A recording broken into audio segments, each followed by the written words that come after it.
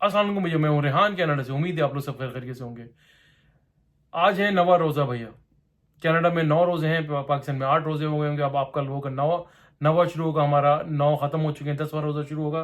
तो अल्लाह ताला से दुआ है और उम्मीद है आप लोगों के सब लोगों के रोज़े बहुत अच्छे चल रहे होंगे। तो चलते हैं हम अपने मेन टॉपिक की तरफ। आप लोग देख रहे हैं मेरा यूट्यूब और फेसबुक चैनल। आज हम बात करेंगे जिस तरीके से अमेरिका में बदलते हुए हालात इमिग्रेशन को लेकर, डोनाल्ड ट्रंप साहब की गवर्नमेंट जब से आई है, मैंने आपको पहले भी कहा था, मैंने आपको शुरू किया मेरे, अगर आप लोगों को व्लॉग्स देखे हों तो आप लोगों को शायद याद होगा, मैंने कहा था कि उनका नारा है और उनका पहला ही स्लोगन है कि मैं मास डेपोटेशन की तरफ जाऊंगा। जितने इलीगल इमिग्रेंट्स हैं मैं उनके ऊपर जो है मैं बड़ा तगड़ा किस्म का हाथ डालूंगा। और उन्होंने आते ही वो काम शुरू कर दिया।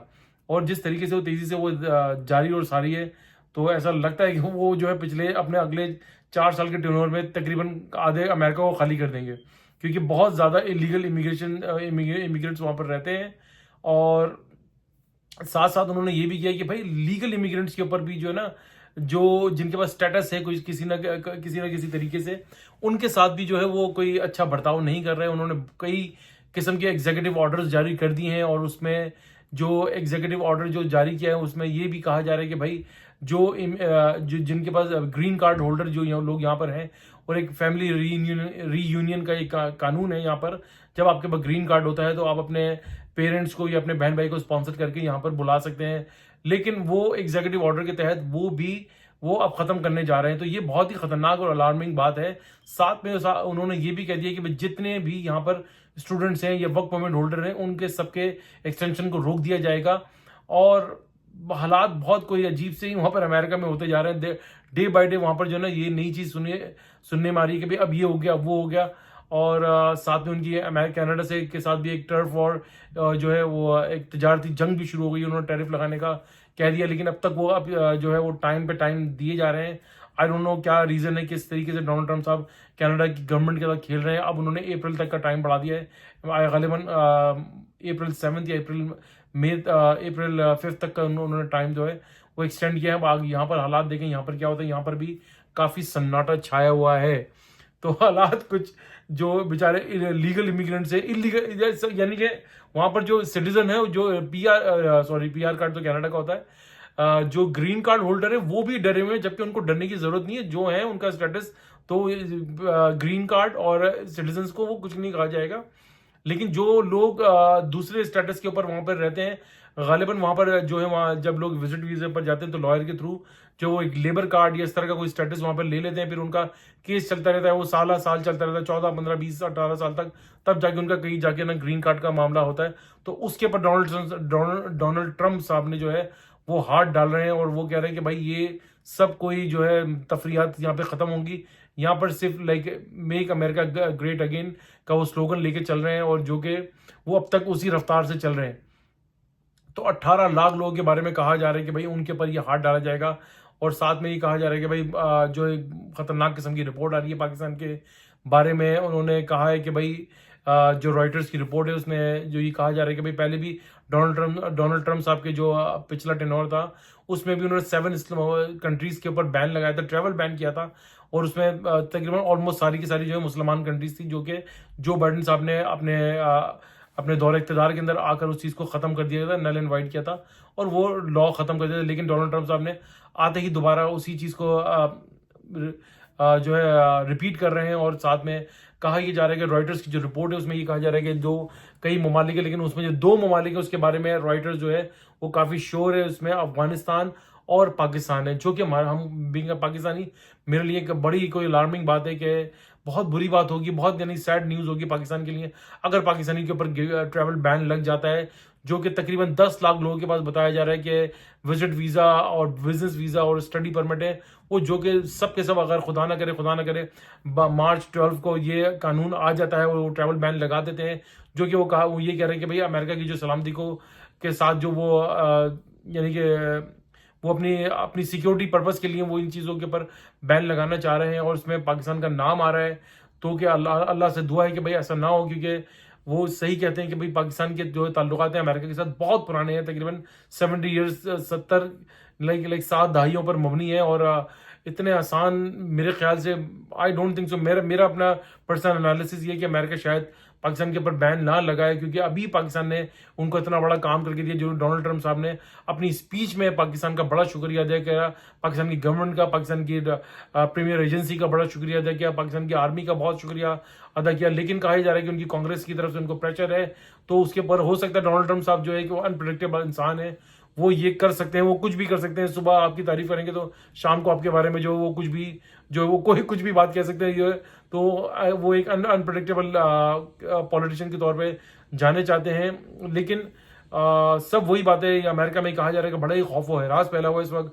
वहाँ पर इमिग्रेशन बहुत ज़्यादा टाइट हुई हुई है, और वहाँ पर जो है कहा यह जा रहा है कि भाई स्टोर्स के ऊपर डो यानी कि जो स्टोर्स हैं और वर्क प्लेसेस हैं वहाँ पर जो छापे मारे जा रहे हैं, और वहाँ पर लोगों को, इलीगल इमिग्रेंट्स को पकड़ के उनको डिटेन करते हैं, फिर उनको उनकी कंट्री के अंदर जो है आपका जो है डिपोर्ट कर दिया जाता है। जैसे कि अभी आपने देखा होगा इंडिया के जो प्राइम मिनिस्टर थे जनरल और नरेंद्र जनरल, देखा पाकिस्तान में जनरल जनरल चलता रहता है तो हमारी जबानों पे भी जनरल ही आ जाता है। इंडिया के जो प्राइम मिनिस्टर हैं नरेंद्र मोदी साहब इंडिया का विजिट किया था, और उससे पहले डोनाल्ड ट्रंप ने अमेरिका इंडियंस के जहाज भर के उनको हथकड़ियां लगाकर इंडिया भेजा था, डिपोर्ट किया था, कि कहा ये गया था कि भाई दे वर इलीगल इमिग्रेंट्स।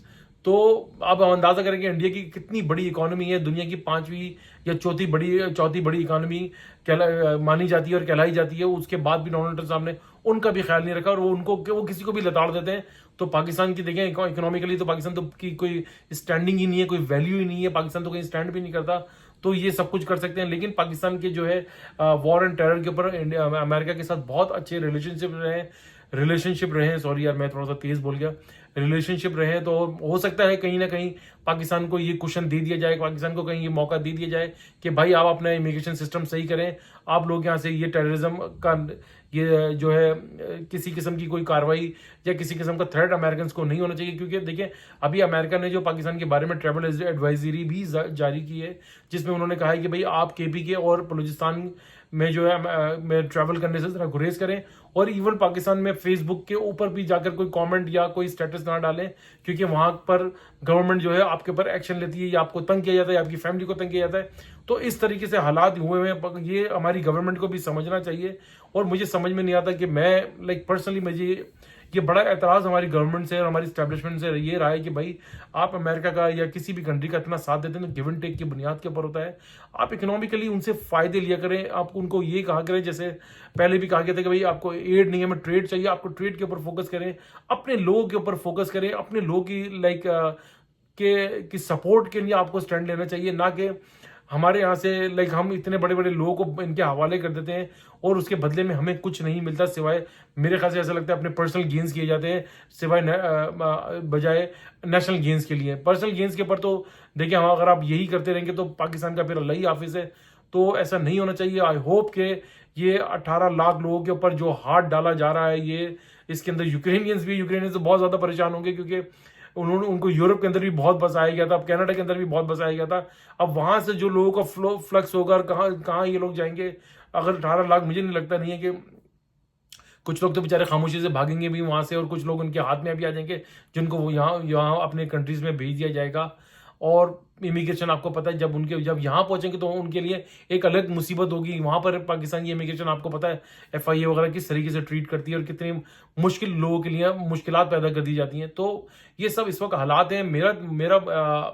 मेरा इस सब में तज्जिया ये है, मेरा मानना यह है कि भाई इस वक्त मैं हमेशा देखें शुरू से ही कह रहा हूं कि बेस्ट कंट्री टू इमिग्रेट यही है कि भाई जिस कंट्री में इस वक्त आप हैं वहीं रहें। आप इधर उधर दाएं बाएं किसी कंट्री के अंदर ट्रैवल करने की जो है स्पेशली इलीगल तो ट्रैवल ही ना करें, क्योंकि कोई आपकी लाइफ नहीं है, आपकी जिंदगी बर्बाद ही के सिवा कुछ भी नहीं होती है। अमेरिका, यूरोप, कनाडा, जब अमेरिका देखें, अमेरिका सबका माई बाप है, याद रखिएगा। वो जब स्टैंड लेते हैं तो वो फिर सबके ऊपर हाथ डाल, सबको फिर ख्याल आता है कि अमेरिका माई बाप ने हाथ डाल दिया है, तो फिर वो कनाडा भी बोलेगा भाई इलीगल इमिग्रेंट्स को मैं बाहर निकाल रहा हूँ। फिर यूरोप भी इसी तर्ज के ऊपर जो अपने जो है वो स्टेप्स लेता है। तो ये सब चीजों का आप लोग ख्याल रखें, अपनी कंट्री में रहें, जितने पैसे हैं उसमें थोड़ा बहुत अपना कारोबार करने की कोशिश करें। मैं जानता हूं, मैं मानता हूं इस चीज को, इस वक्त पाकिस्तान के हालात ठीक नहीं है, लेकिन पाकिस्तान से इलीगली बाहर निकलना, इससे ज्यादा बुरी अपने साथ आप कुछ नहीं कर सकते।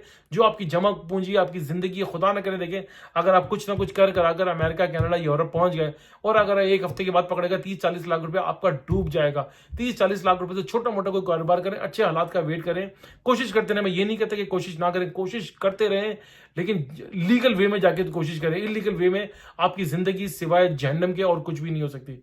वीडियो अच्छी लगे तो भैया लाइक करें, सब्सक्राइब करें, बेल आइकन का बटन जरूर दबाइएगा। दुआ दीजिए, दुआ लीजिए, दुआओं में बड़ी ताकत है। सबका खैरात और चैरिटी करते रहा कीजिए, ये आपको बड़ी बड़ी परेशानी और आफत से बचाती है। इंशाअल्लाह ताला नेक्स्ट व्लॉग में फिर हाजिर होंगे, तब तक के लिए अल्लाह हाफिज़।